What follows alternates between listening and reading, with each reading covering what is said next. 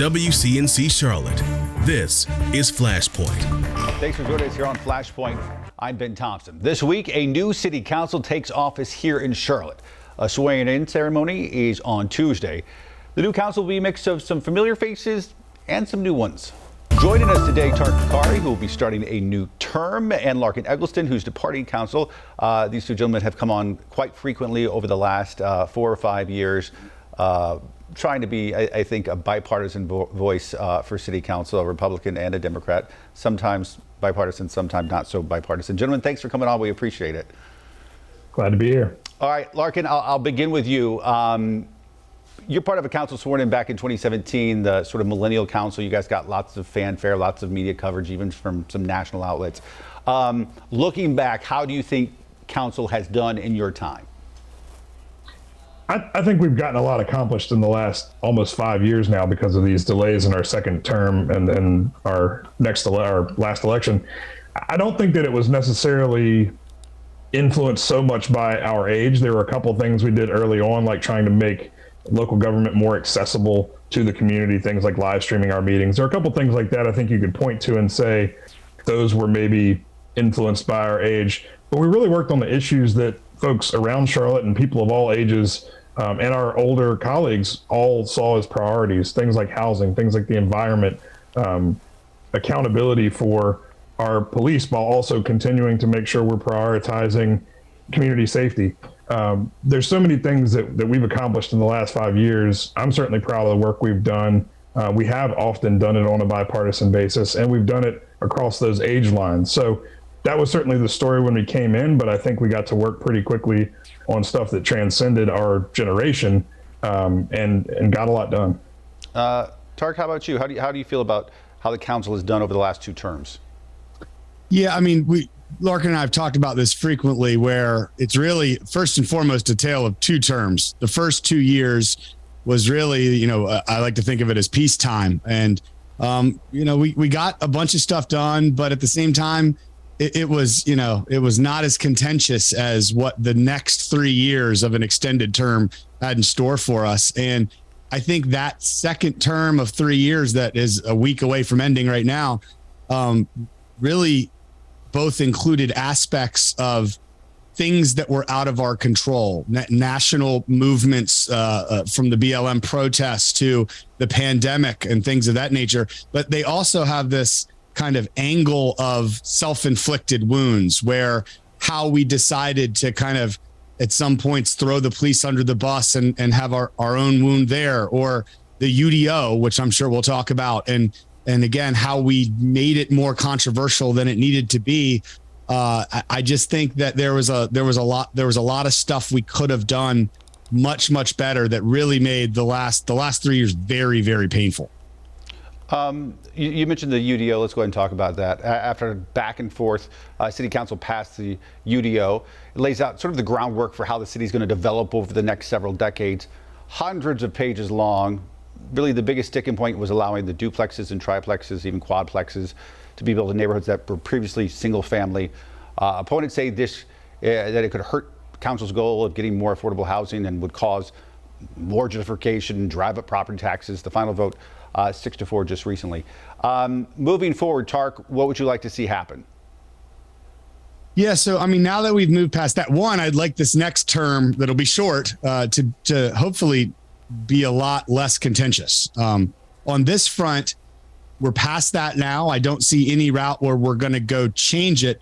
So I think my big hope, and this is the thing that I've had a problem with the entire time, it wasn't that I was against single family zoning being abolished. It was that I didn't think we did the proper homework to understand what it could do to gentrification, to displacement. It needed an impact analysis done on it, and it was just refused to do that. So now my big fear is that we're going to go into this next year and we're going to have these displacement councils that we've appointed, and they're not going to do that analysis as well, and just going to start saying, well, we need $100 million to have this program happen and that.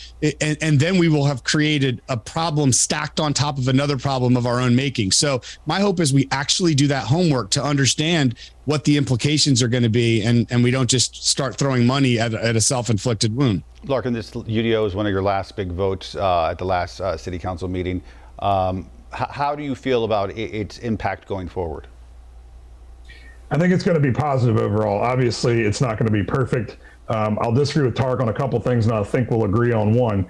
I'll disagree with him on the fact that it's not going to change. I think what he was implying is it's unlikely that it's going to be overturned somehow, but I do think it's going to continue to change and evolve as we continue to gather more information, as we continue to see the impacts this have. It is a living document. It will be changed by this next council and future councils. As the councils know better, they'll do better. It couldn't have possibly been perfect right out of the gate, but I think we got it really close to right. I think one thing he'll agree with me on is that Allison Craig has done an incredible job of leading the kind of final charge on this to the finish line. I think she's absolutely proven herself and should be our permanent planning director. She's currently our interim planning director. Everybody, all the yes votes and the no votes, gave her kudos on the night of that vote. She's done a great job. We've got a lot of faith in her, and I think the community does too. The other thing I have to disagree with Tariq on is he said we didn't consider doing more due diligence on the displacement impacts.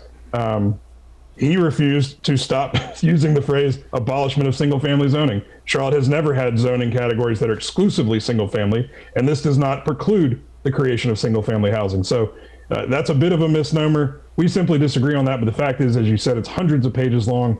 We mostly on council got divided over one page of it, more or less. So for all the things that are right in it, there was one big one where we divided. I understand Tariq and the other no votes point on that. I think we just disagree on the certainty of the impacts, and we've got to do everything we can do to mitigate those possible negatives, but there's a whole lot of positives in this, and I think they outweigh the downsides. Tariq, was it just an issue of semantics?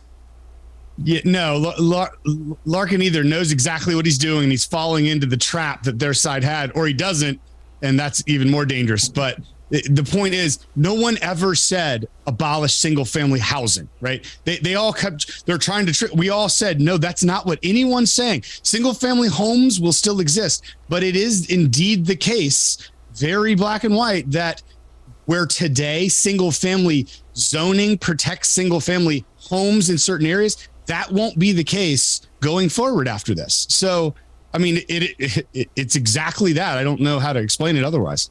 Well, you explained it well in the political mailer that went out with a wrecking ball taking down a single family house.